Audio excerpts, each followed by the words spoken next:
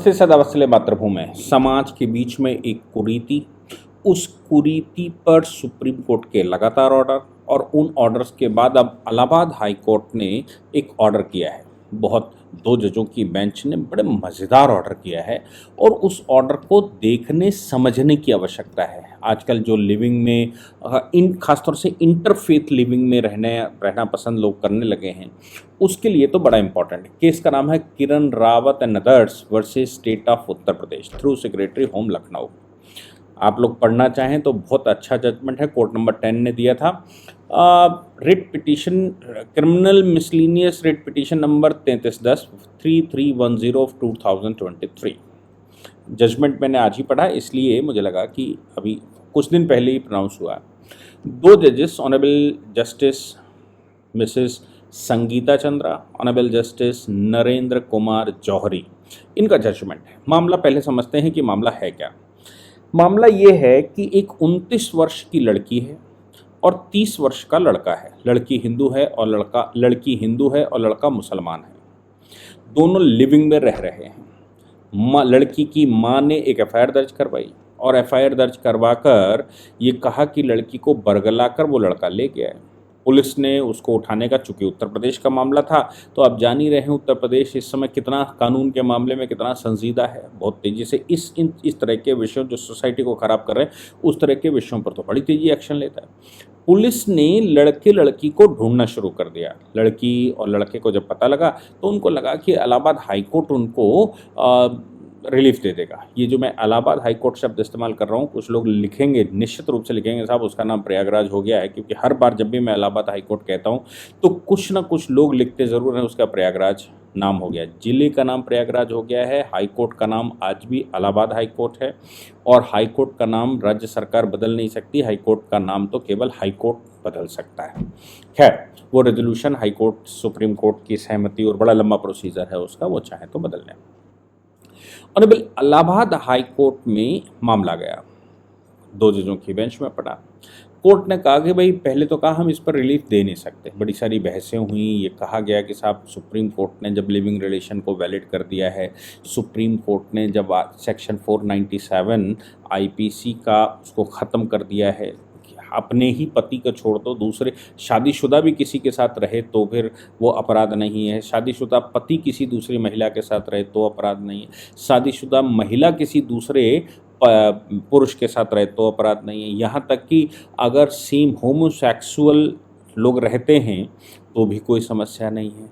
तो फिर साहब हमको पुलिस क्यों परेशान कर रही है, हमको पुलिस प्रोटेक्शन दिया जाए, ये कोर्ट के सामने आर्गूमेंट आया।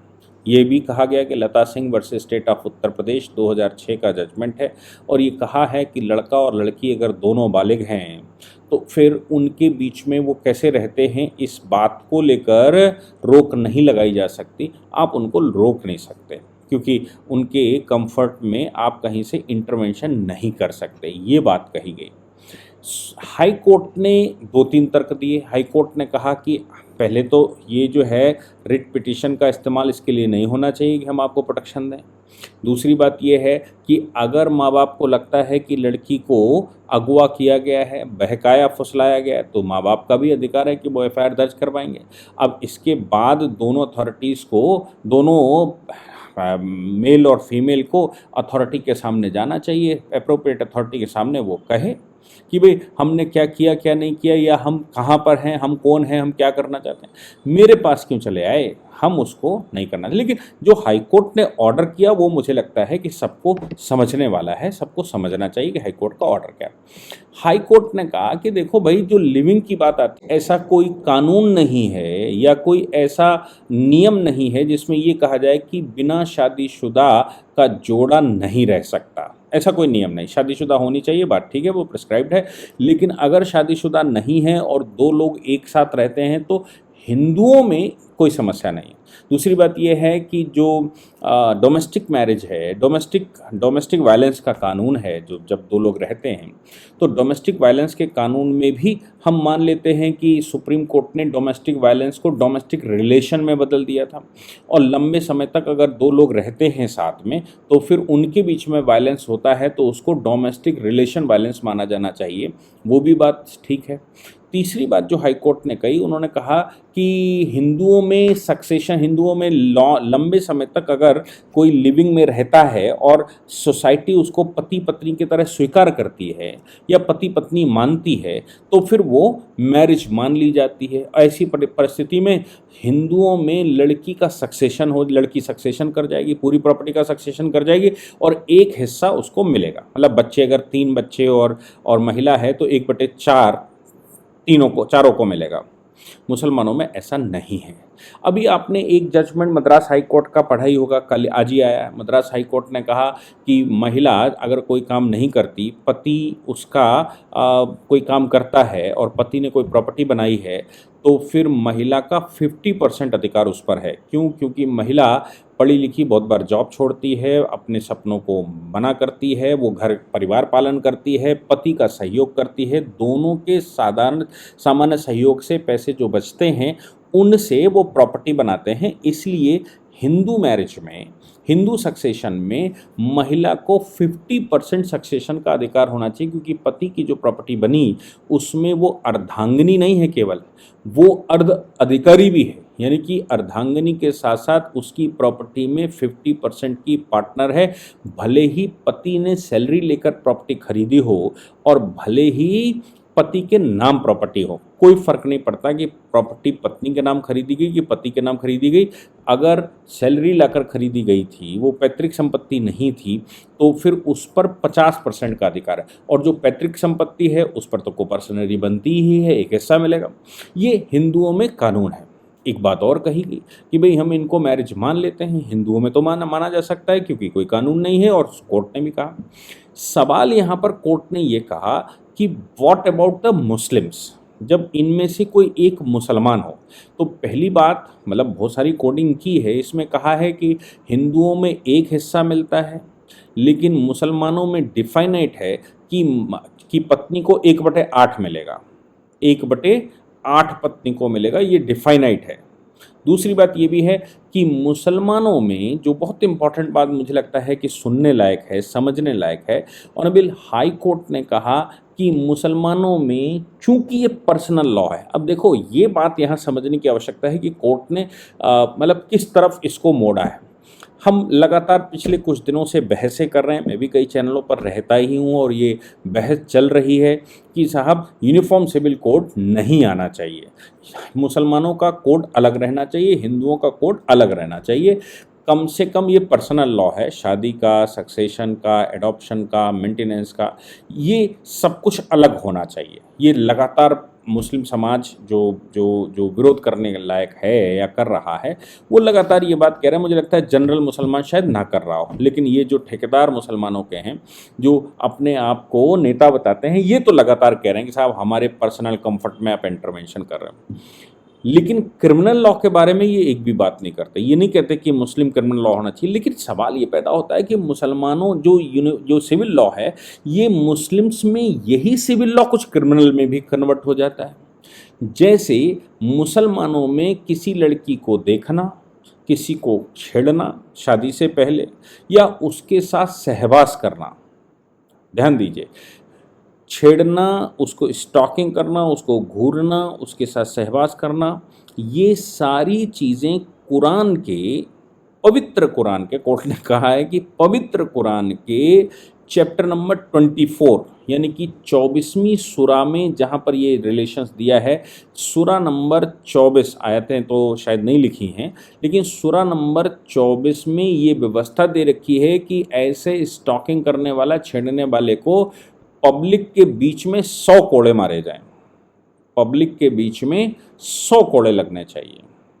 अब मामला तो सिविल है कि क्रिमिनल है, चलो ये मान लेते हैं क्रिमिनल, लेकिन ये जो लिविंग वाला मामला है, मुस्लिम लॉ, इस जजमेंट में उन्होंने कहने की कोशिश की है कि मुस्लिम लॉ की एक खास बात है, दे नेवर रिकॉग्नाइज्ड, चूँकि वो सिविल लॉ है और उनका सिविल लॉ पर्सनल है, इसलिए बिना शादी के रिकॉग्निशन हो ही नहीं सकती। यानी कि बिना शादी के दो लोगों का लिविंग रिलेशन हो ही नहीं सकता, इस्लाम अनुमति नहीं देता। इस्लाम में इसकी कोई व्यवस्था नहीं है, इस्लाम में मस्ट मैरिज की व्यवस्था है। और प्रॉफिट मोहम्मद ने, जो मैंने कहीं पढ़ा है, प्रॉफिट मोहम्मद ने ये भी कहा है कि हर व्यक्ति को शादी करनी पड़ेगी, ये मेरी सुन्नत है, मतलब प्रॉफिट की सुन्नत है कि हर व्यक्ति को विवाह करना ही पड़ेगा। अब हर व्यक्ति को विवाह करना ही पड़ेगा, अनमैरिड कोई रह नहीं सकता और अनमैरिड होते हुए किसी के साथ कोई रिलेशन बनाया नहीं जा सकता, स्टॉकिंग की नहीं जा सकती। ये सिविल लॉ है। लेकिन अगर इस सिविल लॉ का वायलेशन होता है तो फिर ये जो परिणाम है, परिणाम के रूप में क्रिमिनल में कन्वर्ट हो जाता है, 100 कोड़े। फिर उन्होंने कहा कि जो सुन्नत है, जो सुन्ना है, सुन्ना यहाँ तक कहती है कि अगर कोई बिना शादी के सेक्सुअल रिलेशन बनाता है, चाहे वो लड़का हो चाहे वो लड़की हो, बिना शादी के अगर सेक्सुअल रिलेशन बनाता है तो उसको पत्थर से मार मार के मृत्यु तक भेजा जाता है। ये सुन्ना है, कुरान कह रही है, सुन्ना कह रही है। तो उन्होंने कहा कि सुन्ना तो ये कह रही है कि साहब आप अगर लिविंग रिलेशन में रहते हो तो पत्थर मार मार के मार दिए जाने चाहिए। मैं फिर से बता रहा हूँ, उसको ध्यान देने की आवश्यकता है। मामला सिविल है क्योंकि ये पर्सनल रिलेशन का मामला है, मामला तो सिविल है। जो लगातार चिल्लाया जा रहा है कि नहीं साहब सिविल लॉज हमारे अलग रहने चाहिए, सिविल लॉज को मत मिलाइए। क्रिमिनल लॉ तो अंग्रेजों ने क्या, क्रिमिनल लॉ तो भारत में सबके लिए एक है, लेकिन सिविल लॉ अलग अलग हैं। आज तक यूनिफॉर्म सिविल कोड बनाने की कोशिश की जा रही है लेकिन विरोध हो रहा है ठीक ठाक। तो यूनिफॉर्म सिविल कोड अगर नहीं है तो फिर ये जो मैरिज के रिलेशन हैं, जो लिविंग रिलेशन है, ये सिविल लॉज हैं और सिविल लॉ पर तो इस्लामिक लॉ लागू होता है।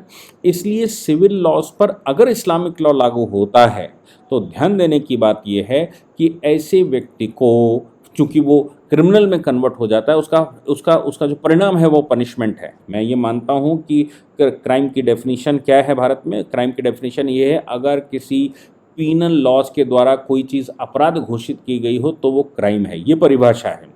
लेकिन सिविल लॉज जो हैं उनका वायलेशन होता है, सिविल लॉज का वायलेशन होता है, तो इस्लाम में उसके पनिशमेंट की व्यवस्था है, पत्थर मार मार कर सजाए मौत देने की व्यवस्था है। ये कोर्ट ने अपने ऑर्डर में लिखा है। इसमें मैं फिर से कहता हूँ, ये कोर्ट ने अपने ऑर्डर में लिखा है कि इस्लाम में मृत्यु दंड देने की की कल्पना की गई है पत्थर मार मार के। हालांकि कुरान में 100 कोड़ों की, मिनिमम 100 कोड़ों की सज़ा दी गई है, लेकिन आप जानते हैं कि कुरान में अगर मिनिमम कोई बात कह दी गई और मैक्सिमम नहीं बताई गई है तो फिर सुन्नत तमाम तरह की हैं, हदीतें तमाम तरह की आ जाएंगी। तो यहाँ तक सुन्नत और हदीतें हैं। कोर्ट ने भी कहा है कि यहाँ तक सुन्नत है कि कोड़े मार कि पत्थर मार मार के मृत्युदंड दिया जाएगा। ये इस्लाम में व्यवस्था है। तो हाई कोर्ट ने ये कहा कि चूंकि इस्लाम में ये व्यवस्था है तो हम आपको ये सज़ा नहीं दे रहे हैं, लेकिन हम आपको इंटरटेन भी नहीं कर सकते, क्योंकि आप डिफरेंट सिविल लॉज पर जाइए जो लॉज हैं। चूंकि इस्लाम में लिविंग रिलेशन का फॉर्मूला ही नहीं है, इसलिए प्रोटेक्शन कैसे दे सकते हैं हम आपको। जब इस्लाम आप मुसलमान हैं, या तो आप मुस्लिम धर्म छोड़ दीजिए, हिंदू हो जाएं। आप सोचो कि अगर वो हिंदू हो गए होते तो फिर तो भाई लिविंग पे अनुमति है, प्रोटेक्शन भी मिलता, सब कुछ होता। लेकिन चूंकि लड़का मुसलमान है, इसलिए मुस्लिम लॉ में तो कहीं से भी लिविंग का कोई फॉर्मूला ही नहीं है, और चूंकि लिविंग का फॉर्मूला नहीं है इसलिए इस मामले में आपको प्रोटेक्शन नहीं दिया जा सकता, क्योंकि आपके लिए शादी मस्ट है सेक्सुअल रिलेशन बनाने के लिए। ये इस्लामिक लॉ है, तो इस्लाम को क्यों बदनाम कर रहे हैं, मेरा मानना ये है। तो मतलब कोर्ट ने कहा, मैं कह रहा हूँ, ये मेरा मानना है कि भैया ये तो गैर इस्लामिक है, और गैर इस्लामिक है तो ये तो मुसलमानों को ही पत्थर मार मार कर मार देना चाहिए, मुसलमानों को ही कोड़े लगाने चाहिए अगर ऐसा मामला आता। और ये उल्टे गए हैं हाई कोर्ट में रिट लगाकर प्रोटेक्शन मांगने के लिए, कह रहे हैं कि पुलिस का प्रोटेक्शन हमको दिया जाए, साहब हमको परेशान कर रहे हैं। तो कोर्ट ने कहा कि आप एप्रोप्रिएट अथॉरिटी के पास जाइए एफआईआर दर्ज करवाइए। आपके खिलाफ एफआईआर हुई है, उनका अधिकार था, आप भी जाइए एफआईआर दर्ज करवाइए। लेकिन आप ये जो रिलेशंस हैं, जो बैड इन प्रोसीजर हैं, कोर्ट ने कहा कि भाई सुप्रीम कोर्ट ने ये जो लिविंग रिलेशन है इसमें ये ज़रूर कहा है कि बालिग लोगों के रहने पर कोई इंटरवेंशन नहीं कर सकता, लेकिन ये प्रोटेक्शन वाली बात तो नहीं कि हम आप लिविंग रिलेशन में भी लें और प्रोटेक्शन भी सरकार दे। ना ही कोर्ट ने इसकी वैलिडिटी तय की है, ये कहा है कि इस पर कोई एक्शन नहीं हो सकता, लेकिन वैलिडिटी तो नहीं तय की है। और वैलिडिटी अगर तय नहीं की है तो ये बैड इन मोरालिटी है, बैड इन क्रिमिनलिटी है, तो ये जो है ये बैड है। तो सामान्य नियम ये है कि भैया आप शादीशुदा होकर आएँ, लेकिन इस्लाम चूँकि अनुमति नहीं देता, इसलिए हम आपको वो भी नहीं दे सकते जो सुप्रीम कोर्ट अभी तक बोल चुका है। आप सोचिए कि हाई कोर्ट ने पिटीशन को डिसमिस किया, कहा आर्टिकल 21 का खेल ये क्रिमिनल लॉज के लिए मत लेकर आइए, आर्टिकल 21 का लो का खेल हर एक इमोरल काम के लिए मत लेकर आइए, और जाइए आप जानना चाहें तो आप एप्रोप्रिएट अथॉरिटी के पास जा सकते हैं। तमाम तरह के जजमेंटों का हवाला दिया गया है, लेकिन उन जजमेंटों के हवाले के बाद उन्होंने कहा कि सेक्शन 156(3), 200 ये वो जो होता है सामान्य प्रोसीजर, उसमें जाइए और मुकदमा दर्ज करवाइए, कोई किसी को समस्या नहीं। लेकिन याद रखिएगा, ये जो इस्लामिक लॉज का इंटरप्रिटेशन किया है ऑनरेबल हाई कोर्ट ने, ये सबको याद रखना चाहिए। ये सिविल जो यूनिफॉर्म सिविल कोड मांगा जा रहा है ना, ये यूनिफॉर्म सिविल कोड का मामला है, और यूनिफॉर्म सिविल कोड में पेनाल्टी क्रिमिनल है। तो ये मुसलमान ही एक पत्थर मार मार कर मारे, क्यों कोर्ट सजा दे? ये सोचने की बात है कि क्या कौन कैसे करेगा। जय हिंद, जय भारत, वंदे मातरम।